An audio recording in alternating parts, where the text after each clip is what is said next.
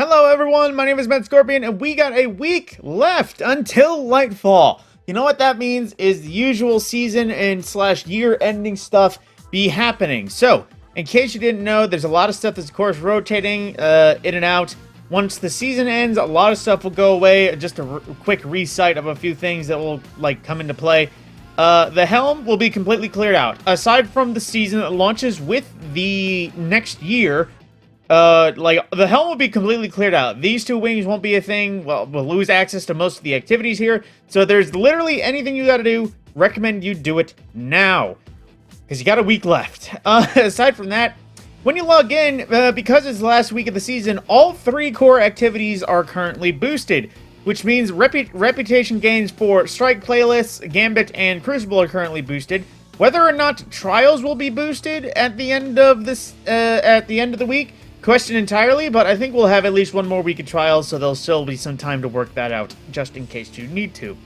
But jumping into the playlist stuff, we have for Gambit, currently, last week of Grandmasters this season, so if you need to get access to Conqueror Gilded, I believe this is the last time to do it. Now, currently, it is the Warden of Nothing, which is a pretty manageable strike for farming, in case you want to do any farming before the end of the season. Current modifiers are as goes: Scorched Earth, Shocker for Goblin spawning Arc Pools at death, Champion Foes for Barrier Overload Unstoppable. You got all 3 brands of champions, spec accordingly. Chat for no radar, Grandmaster modifiers, Match Game, which will be going away soon, thank God, as well as Equipment Lock, Extinguish, Limited Revives, Mob Champions, Solar and Void Shields only, so that kind of helps out. But then as well, there is Acute Solar Burn, so you're facing mostly Cabal and Vex as well as the final boss this season, so there's a lot of incoming Solar. Just a heads up. Spec accordingly. And this week as well, it is, I believe, either the first or the second / last chance you can get your hands on a Adept Wendigo. Brand new to this returning this season, restored perks, Adept version and everything.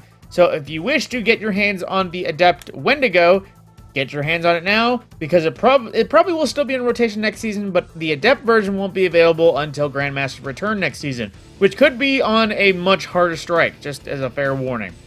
But like I said, it's currently Vanguard rep boosted, so as well, if there was any sort of grinding you wanted to do with just well, it doesn't really say it here, but if there's there we go. In case there was any grinding you need to do for Vanguard ranks, there's that.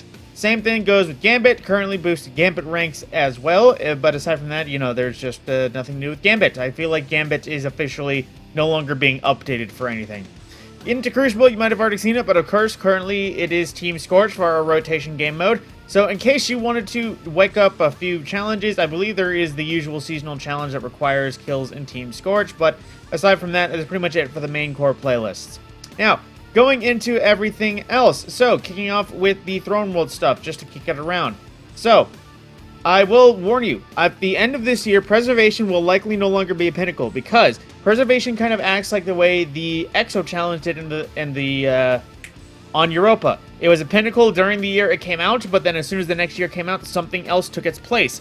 So I would imagine that Preservation will no longer be a pinnacle next season. Keep your eye out on that. But jumping out through the rest of the world, going into Vow of the Disciple, current challenge is Swift Destruction. First encounter challenge, basically any of the unstoppable abominations that spawn, you have to kill them mostly in the same time frame. And then in terms of a weekly mission, oh wait, that's the legendary campaign. In terms of the weekly mission, it is the Last Chance, which is the second to last mission in the Witch Queen campaign. Unfortunately, how poetic would it be if the last mission of a Witch Queen campaign was the last mission of the year? But, words. I just completely blanked out for a second. Person could hope. Then, going into everything else. So, Legends tab for Vault of Glass. For our raid challenge, it is currently Strangers in Time, which is Gatekeeper challenge, if I recall. Basically, you have to kill the Wyvern and the Praetorian relatively in the same time as well. For King's Fall, current challenge is Gaze Amaze, which if I recall is Golgoroth challenge, where you basically have to take Gaze and maintain it all the while being in corrupted light pools, where you do damage from.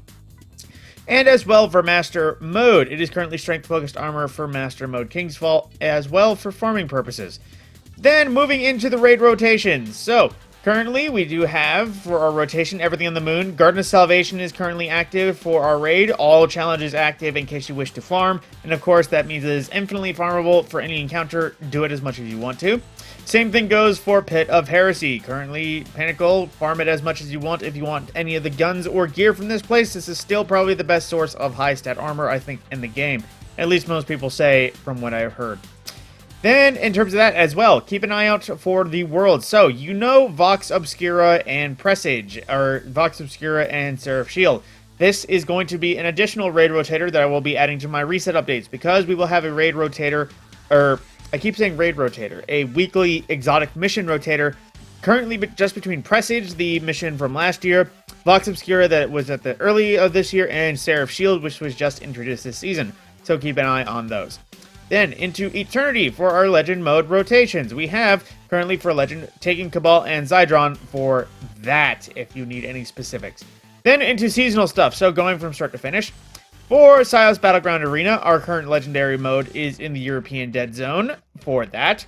For Season of the Plunder on Legend mode, Catch Crash currently has I1, which is the Shank, definitely. Large, heavy Shank boss, in case you deem to do Master. For that, and then going into the last one, the Legendary Heist Battleground Arena is Europa for the Seraph stuff. Now, if there's anything you missed that required doing any of the alternate Legendary modes, unfortunately, you have kind of missed your window. Most of this is going out of the window next season, so unfortunately, if you do not get up on your things and these are the last things you need, you have missed your window for seals and such.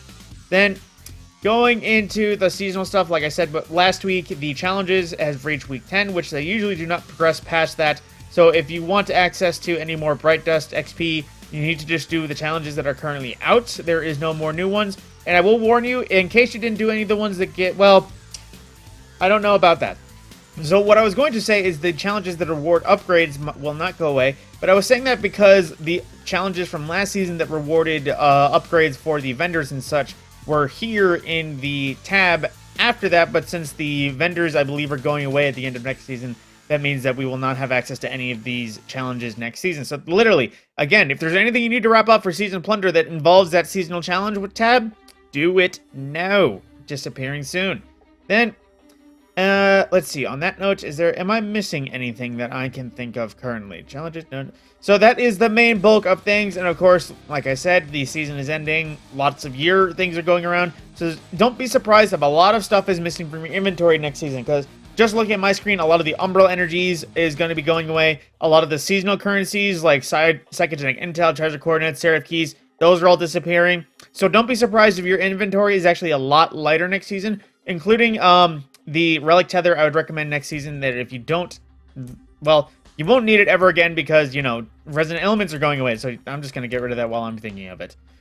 On that note, though, time to visit Vantage to see our weapons for this week before the end of the season. I would recommend getting a few of these. I took a peek already. So, we have Percy's D, a Stasis High-Impact Frame Scout Rifle from Hake, which this is one of those dark horse things because there are some weird rolls like Shoot, Dilute, Explosive Payload. Not a fan of that, but I feel like I just noticed also this weapon is its safety's on. How does it work?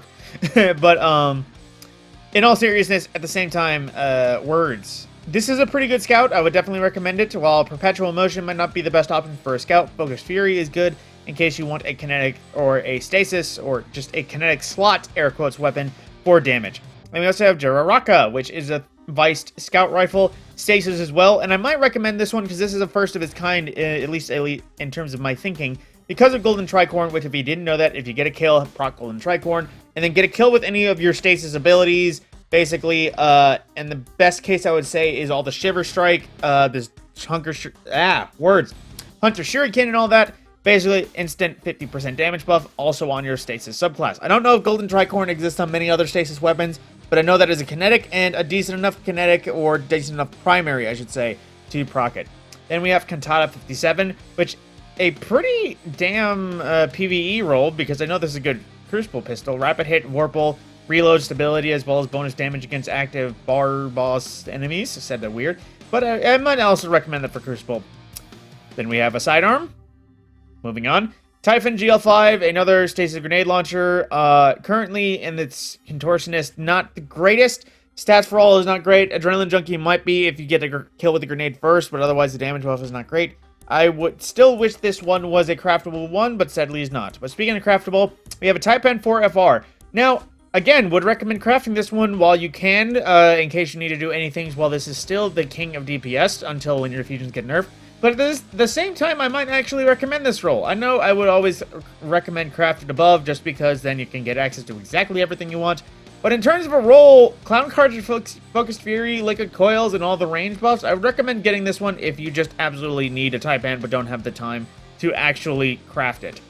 But with that, that is everything with the reset. Of course, next Tuesday, I will be, of course, going through the new stuff, breaking down some of the new things, and doing my usual new season stuff. In case you are wondering what my plans are, taking a half day at work, getting here, being here right at launch. Of course, I'll have to wait in the queue like everyone else, but I am definitely going to be here for day one. My name is Matt Scorpion. I will see you in the next video.